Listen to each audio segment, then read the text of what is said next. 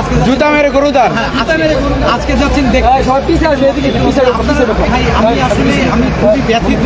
কালকে এমনভাবে হেনস্থা করা হয়েছে আমাদের আমাদের আমাদের আমি দায় স্বীকার করেছি। আমার শিক্ষার্থী যারা আছে তাদের সব কিছু অনেক কিছু বলছি, কিন্তু তারা গুরুজন আমাদের সংশোধন না করে আমাদের জুতা পেটা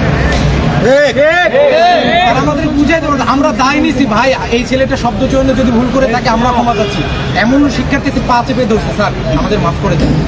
তারা শোনে নাই, পা দিয়ে লাথি মেরে তার ছেলেকে পা ভেঙে দিচ্ছে, আপনারা দেখছেন।